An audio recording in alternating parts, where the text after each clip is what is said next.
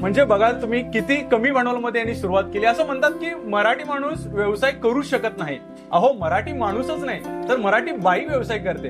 हे सगळ्यात महत्वाची गोष्ट आहे याच्यामध्ये. मी बाई आहे, मी कसं पुढे जाऊ अशी मनात शंका, म्हणजे मनात विचार न घेता आपण खंबीरपणे उभं राहून एखादा उद्योग चालू केला तर तुमच्यासारखी इतर लोक, समाज वगैरे म्हटलं तरी एक स्त्री आहे म्हणून तिला सपोर्ट जो करणारच.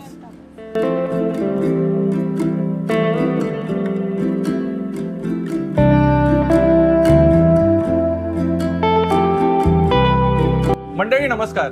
आज आम्ही आलो आहोत उसगाव, तालुका जिल्हा बेळगाव या ठिकाणी. आता तुम्ही म्हणाल मी इकडे कसं का आलो. आता इथं आम्ही ज्या ठिकाणी आलोय या ठिकाणी एक असा घरगुती पद्धती म्हणजे घर बसल्या जो व्यवसाय करण्यासारखा एक व्यवसाय आहे या ठिकाणी आलोय आणि तुम्ही या व्हिडिओमध्ये जाणून घेणार आहात हा व्यवसाय नेमका कशाच्या बद्दल आहे, काय आहे. मी सविस्तर माहिती या व्हिडिओमध्ये विचारणारच आहोत. माझ्यासोबत ज्या ताई आहेत त्यांचा मी परिचय जाणून घेणार आहोत. ताई, पहिल्यांदा आपला परिचय सांगा. नमस्कार, मी कविता कंदेहोळकर. तर मी इथं उसगाव मध्येच राहते. म्हणजे आता बरीच एक 12-13 वर्ष झाली. प्रॉपर मी मूळचे मजगावला मला दिलं होतं. हे माझं माहेर आहे. तर माझे मिस्टर वारले तेव्हा माझी मुलं बरीच लहान होती. त्यानंतर मी इथं आले वडिलांच्या घरी राहायला. आणि तुमचं शिक्षण? माझं शिक्षण 10वी झालंय. आता तो तुम्ही जो हा व्यवसाय करताय हा व्यवसाय नेमका कशाचा आहे? हा माझा मसाल्यांचा व्यवसाय आहे. मसाल्याचं तिखट, मिरची पावडर हे सगळं त्याच्यातच येते. तर आम्ही घरगुती पद्धतीचा मसाला तिखट बनवून देतो. इतरांचे पण बनवून देतो, बाहेर आलेल्या लोकांचे. आणि आम्ही आमचं स्वतःचं पण बनवून सेलसाठी, विक्रीसाठी असते आमचं. हा व्यवसाय जो तुम्ही सुरुवात केली, हा व्यवसाय नेमका कधीपासून सुरुवात केली? हा व्यवसाय म्हणजे 2017 मध्ये चालू केला. मग 2017 पासून म्हणजे सुरुवातच होती ती. आता घर बसल्या काय करायचं म्हणून मग घर बसल्या रिकामी वेळ जात नव्हता. मुलं शाळेला जात होती आणि गरजेचं पण होतं काहीतरी करणं. मग 2017ला मी असंच काय करायचं. मग माझं मसाल्याचं तिखट वगैरे चांगलं व्हायचं. सगळे काय म्हणजे आमच्या घरातले लोक म्हणजे माझी वहिनी म्हणा, भाऊ वगैरे सगळे त्यांनी मला तू काय घरी बसल्या बसल्या तुला काय करायला जमतंय ते कर. कारण शिक्षण 10वी असल्यामुळे बाकीचं काय करू शकत नव्हते. मग त्यासाठी तसं म्हटल्यानंतर ही आयडिया मला घरातूनच मिळाली. मग याचं सविस्तर म्हणजे ट्रेनिंग घेतला होता का हे तुम्हाला पहिल्यापासूनच याची सुरुवात झाली? असं काही नाही, कारण प्रत्येक आता स्त्री म्हणजे घरातल्या सगळ्यांच्या स्वयंपाकापासून तिखटापासूनच सुरुवात होते. तर आपण ते बेसिकली सगळ्यांना येतच. मग त्यामध्ये जसं आपण त्याच्यामध्ये काम करत जाऊ, कुठलाही व्यवसाय असू दे किंवा कुठलीही गोष्ट असू दे, ती जेवढी आपण करत जाऊ तेवढं त्याच्यामध्ये आपण तरबेज होतो, पारंगत होतो. त्याच्यातल्या वेगळ्या म्हणजे हे कळतात आपल्याला, ट्रिक कळतात की कसं काय केलं की काय होतंय. मग आता तसंच मी करत गेले. मी काय असं वेगळं असं काही कोर्स किंवा काय केलेलं नाहीये. मग आता तरी तुमच्या या व्यवसायामध्ये जो मसाल्याचा व्यवसाय करता याच्यामध्ये आता किती प्रकारचे मसाले आहेत? आमच्याकडे भरपूर प्रकारचे मसाले असतात. म्हणजे सगळेच मसाले आम्ही बनवतो. म्हणजे चहा मसाला, गरम मसाला, मटन मसाला, पुन्हा सांबर मसाला, छोले मसाला, पावभाजी मसाला, बरेच सगळे म्हणजे मसाले बनवतो. काय म्हणतो तो बिर्याणी मसाला आणि तंदुरी मसाला, हे सगळे मसाले म्हणजे सर्व मसाले तुम्ही बनवता येतं? हो, आम्हीच बनवतो सगळे. आता याला लागणारे जे इन्ग्रेडियंट आहे, जो कच्चा माल आहे, तो कच्चा माल म्हटलं तर याच्यामध्ये मेन आहे ती मिरची आहे. ही मिरची कोणत्या प्रकारची वापरतात? आता मिरची म्हटलं तर मिरचीच्या बऱ्याच जाती आहेत, म्हणजे बरेच प्रकार आहेत मिरचीमध्ये.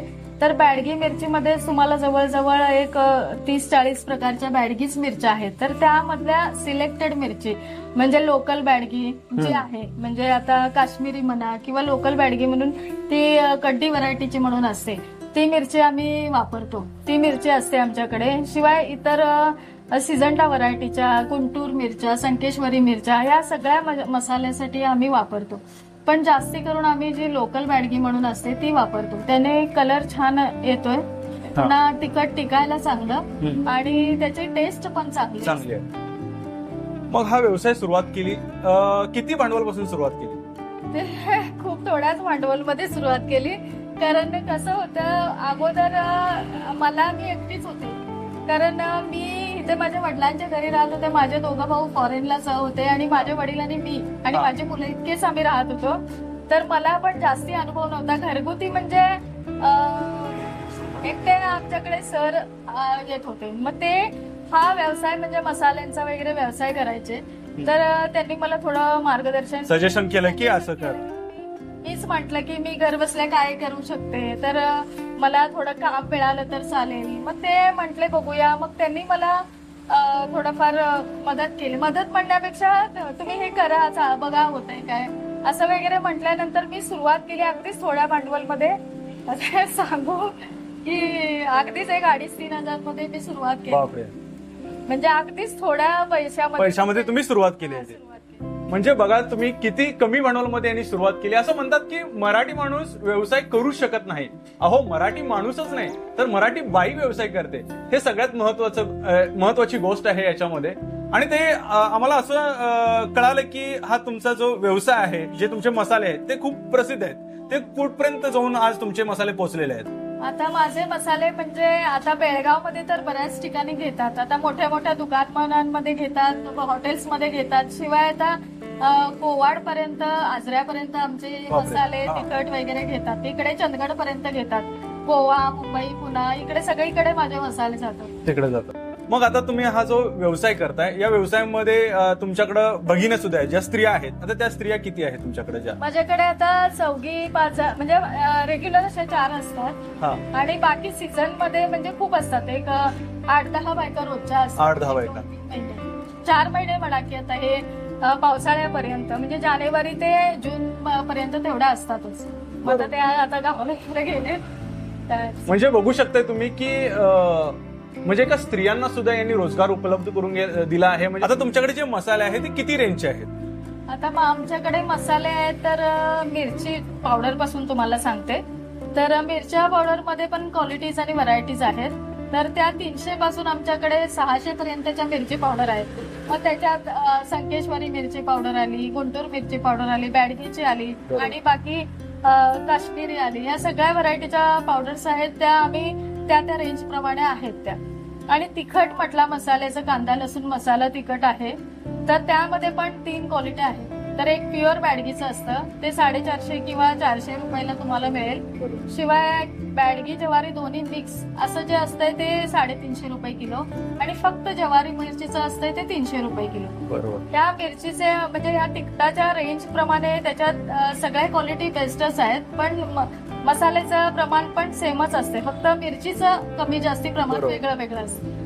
आता तुम्ही हा जो व्यवसाय सुरुवात केली आहे, याला परमिशन वगैरे घ्यावी लागते? हो, अगदी बरोबर आहे तुमचं. परमिशन तर घ्यावी लागतेच, कारण एवढं आपण काहीतरी चालू करणार म्हणजे आजूबाजूला लोक असतात, त्यांना डिस्टर्ब होता कामा नये. ह्या सगळ्या गोष्टींचा उद्देश असतोच.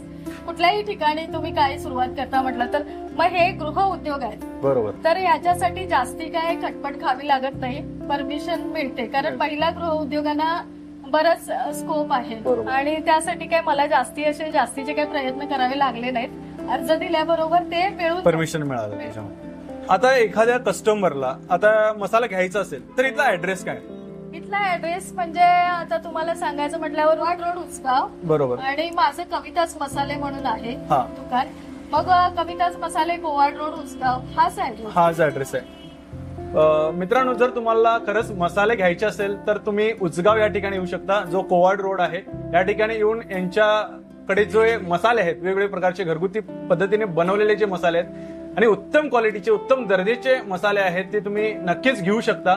ताई, खरंच या व्हिडिओच्या माध्यमातून तुम्ही जो वेळ दिला त्याबद्दल आमच्या युट्यूबच्या टीमकडनं मी तुमचं मनपूर्वक धन्यवाद व्यक्त करतोय. आणि तुमचा जो व्यवसाय आहे तो असाच भरभराटीचा जावो आणि सुखाचा जावो असं मी देवाकडे प्रार्थना करतोय आणि तुमच्या या व्यवसायाला परत मी शुभेच्छा देतोय. धन्यवाद.